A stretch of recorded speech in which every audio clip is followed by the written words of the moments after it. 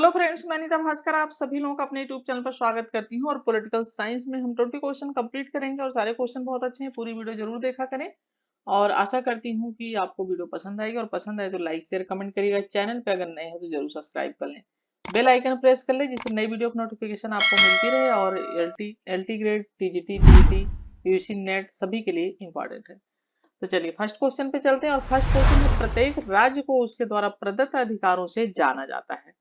Bryce, Barker, Laski या girder. ठीक है, किसने कहा? राइट ऑप्शन हो जाएगा ऑप्शन सी, लास्की। तो अधिकार, लास्की ने कहा अधिकार हमारे सामाजिक जीवन की अनिवार्य क्या है? आवश्यकताएं हैं। ठीक है, आवश्यकताएं हैं। और जिसके बिना न तो व्यक्ति अपने व्यक्तित्व को विकास कर सकता है और न ही समाज के लिए उपयोगी कोई कार्य कर सकता है। और अधिकारों के बिना मानव जीवन के अस्तित्व जो है उसकी कल्पना भी नहीं की जा सकती। ये कहता है कौन? लास्की कहता है। और लास्की के शब्दों में एक राज्य अपने नागरिकों को जिस प्रकार से अधिकार प्रदान करता है, जिस प्रकार के, उन्हीं के आधार पर राज्य को अच्छा या बुरा कहा जा सकता है। ये कहा है लास्की ने। ठीक है, तो राइट ऑप्शन ऑप्शन सी हो जाएगा। सेकंड क्वेश्चन है, यह किसका कथन है? जब राज्य होगा तो स्वतंत्रता नहीं हो सकती, जब स्वतंत्रता होगी तो राज्य अस्तित्व में नहीं रहेगा। जेरेमी बेंथम, जेएस मिल, कार्ल मार्क्स या लेनिन। और राइट ऑप्शन इसका क्या हो जाएगा? ऑप्शन डी हो जाएगा, लेनिन ने कहा। क्योंकि लेनिन मार्क्सवादी विचारधारा है लेनिन की, और जो कि राज्य को आवश्यक मानते ही नहीं है। तो लेनिन ने कहा कि संक्रमण काल में राज्य बना रहेगा, परंतु वास्तव में जब सर्वहारा वर्ग होगा, सर्वहारा वर्ग के अधिनायकवाद को एक प्रकार का राज्य होने की मान्यता मिल जाएगी, तब स्वतंत्रता नहीं होगी। यदि स्वतंत्रता का अस्तित्व होगा तब कोई राज्य नहीं होगा, ये कहा लेनिन ने। ठीक है, तो right option D. Third question है, राज्य का कार्य एक उत्तम जीवन के मार्ग में आने वाली बाधाओं को दूर करना है। यह कथन किसका है? थॉमस एक्विनास का, जेम्स मिल का, लॉक का या ग्रीन का? और राइट ऑप्शन हो जाएगा ऑप्शन डी। ठीक है, ग्रीन का। तो टीएच ग्रीन ने कहा कि राज्य का कार्य एक उत्तम जीवन के मार्ग में आने वाली बाधाएं जो है उनको दूर करना है। ठीक है, बाधाओं को क्या करना है? उन्हें दूर करना है। अर्थात ग्रीन के राज्य की भूमिका को नकारात्मक ढंग से प्रस्तुत किया है, जिसका तात्पर्य है कि बाधाओं को बाधित करना। ठीक है, बाधाओं को बाधित करना, अशिक्षा जिसको नशाखोरी और असुरक्षा से लोगों को मुक्त कर राज्य उनके जीवन को बेहतर बना सकता है। ठीक है, तो ये कहता है कि राज्य का कार्य एक उत्तम जीने वाली मार्ग, उत्तम जीवन के मार्ग में आने वाली बाधाओं को दूर करना है। और बाधाएं क्या क्या है? अशिक्षा, नशाखोरी, असुरक्षा आदि चीजें। ठीक है, तो राइट ऑप्शन डी हो जाएगा। फोर्थ क्वेश्चन है, यह किसने कहा कि राज्य एक निश्चित क्षेत्र के अंदर विधि के लिए संगठित, ठीक है, संगठित जनता है। ठीक है, यहाँ पे जनता होगा। और Woodrow Wilson, Harold Laski, Bagehot, lord Bryce. Right option हो जाएगा वुडरो विल्सन। वुडरो विल्सन के अनुसार राज्य किसी निश्चित प्रदेश में कानून के लिए संगठित संगठित लोग हैं। ठीक है, और ब्लंडसली के अनुसार, ब्लंडसली कहते हैं कि राज्य किसी निश्चित, जैसा कि वुडरो विल्सन कहता है कि राज्य किसी निश्चित प्रदेश में कानून के लिए संगठित लोग हैं, और ब्लंडसली कहता है कि राज्य किसी निश्चित प्रदेश के राजनीतिक दृष्टि से संगठित लोग हैं। यानी ब्लंडसली क्या कहता है कि राज्य जो है वो निश्चित प्रदेश के लिए राजनीतिक दृष्टि से संगठित लोग हैं। ठीक है, ये क्या कहता है? राजनीतिक दृष्टि से कहता है। जबकि वुडरो विल्सन क्या कहते हैं कि किसी निश्चित प्रदेश में कानून के लिए संगठित लोग हैं, विधि के लिए संगठित लोग हैं। और अरस्तु कहते हैं कि राज्य एक संपूर्ण और आत्मनिर्भर जीवन का ध्येय सिद्ध करने के लिए परिवारों तथा गांवों का समूह है। अरस्तु कहते हैं कि परिवारों और गांवों का समूह है, जबकि ठीक है, वुडरो विल्सन ने कहा संगठित लोग हैं, और ब्लंडसली ने कहा कि राजनीतिक दृष्टि से वो संगठित लोग हैं। ठीक है, तो राइट ऑप्शन ऑप्शन यहाँ पे ए हो जाएगा। फिफ्थ क्वेश्चन है, राज्य का कार्य अच्छे जीवन की बाधाओं के मार्ग में बाधा पहुंचाना है। यह कथन किसका है? Hegel, Bosanquet, Kant, Green. और राइट ऑप्शन जैसा कि ग्रीन हो जाएगा। ठीक है, तो राज्य का कार्य अच्छे जीवन की बाधाओं के मार्ग में बाधा पहुंचाना है। और राइट ऑप्शन हो जाएगा ऑप्शन डी।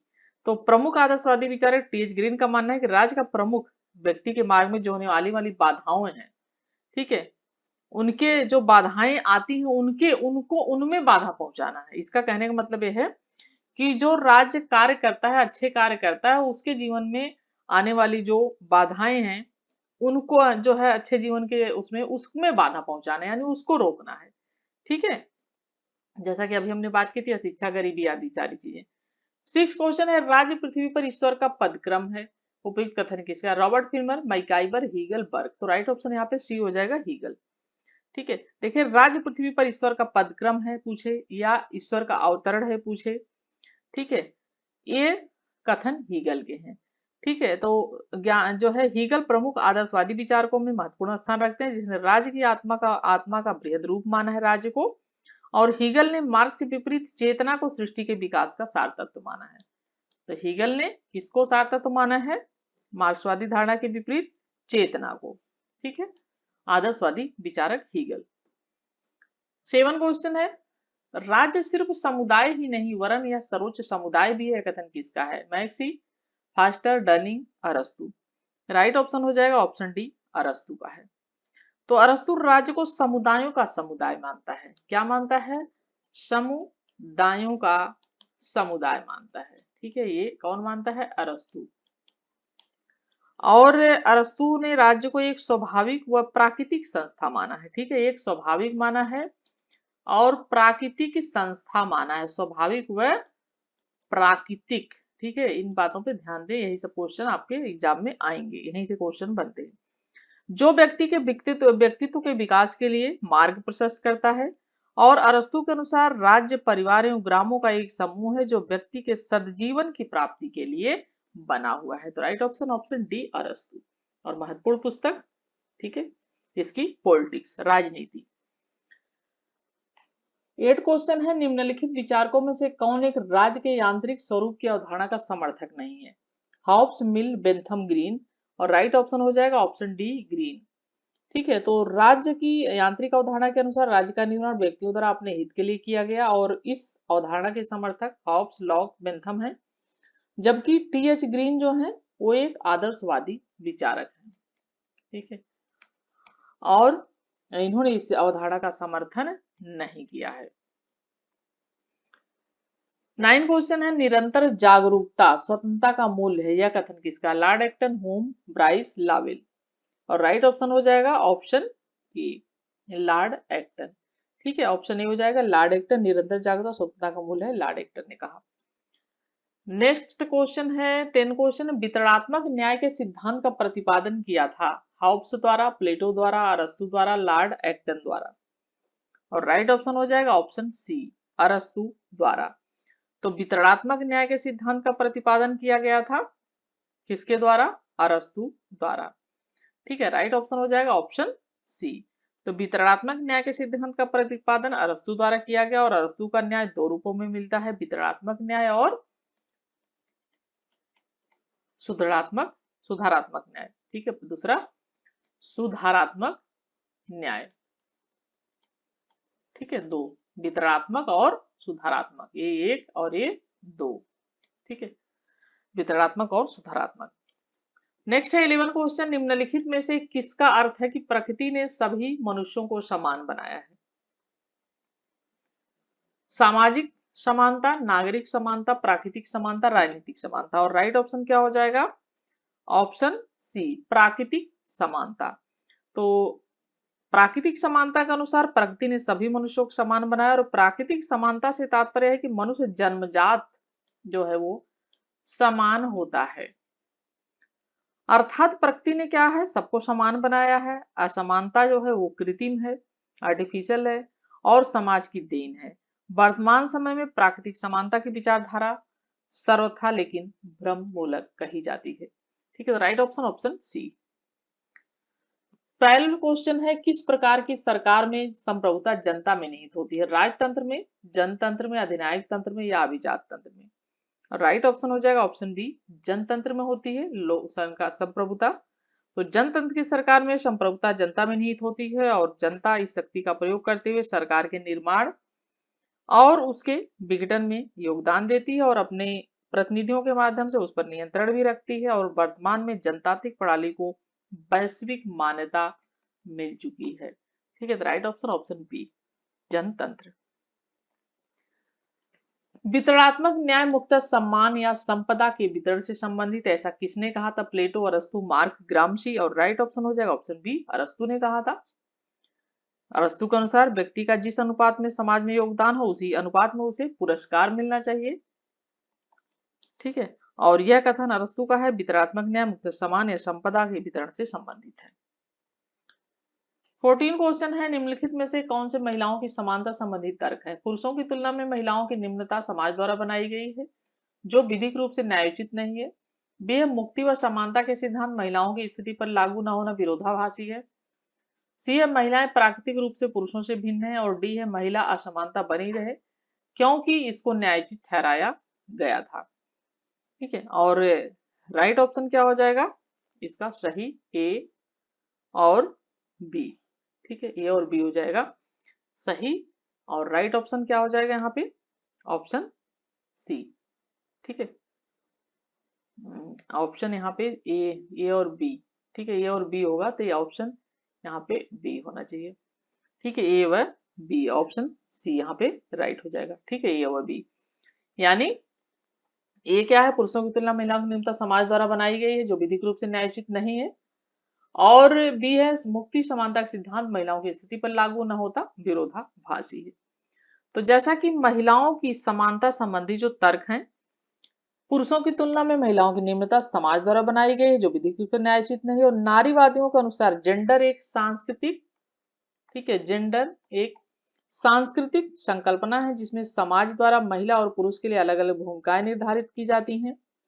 और महिला सीमोन है, सीमोन और वह बुआ का मानना है कि महिला पैदा नहीं होती बल्कि बनाई जाती है। ठीक है, इन्होंने कहा है।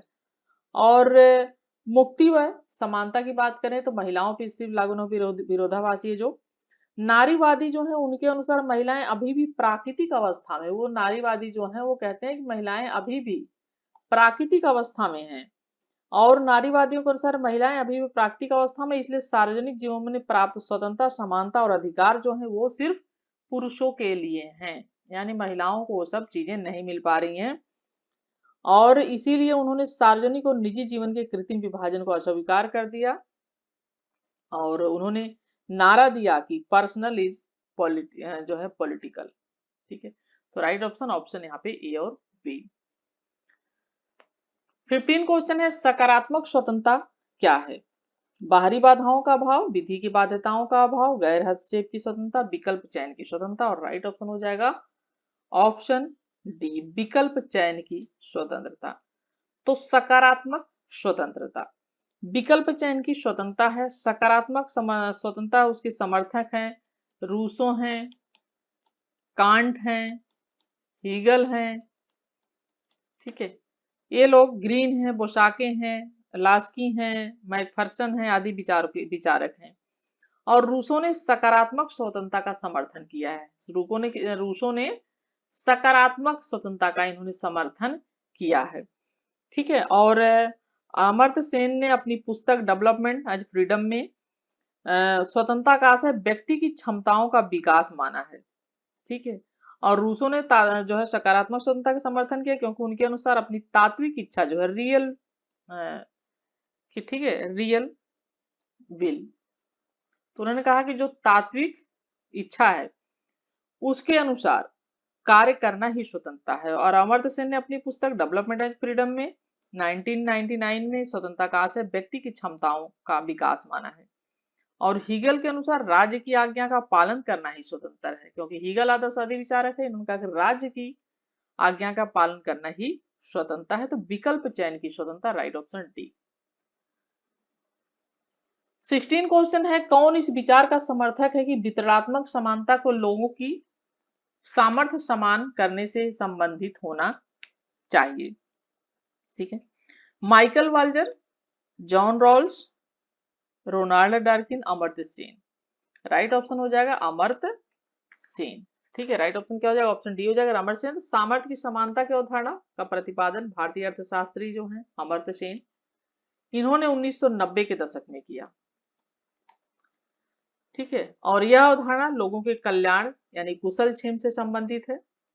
ठीक है, और इनकी कुछ महत्वपूर्ण पुस्तकें हैं, जैसे द आइडिया ऑफ जस्टिस। ठीक है, आइडिया ऑफ, ठीक है, justice, the idea of justice 2009। ठीक है, 2009। और डेवलपमेंट एज फ्रीडम। ठीक है, ये है डेवलपमेंट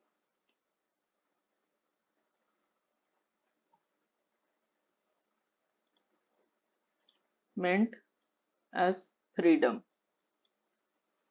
ठीक है,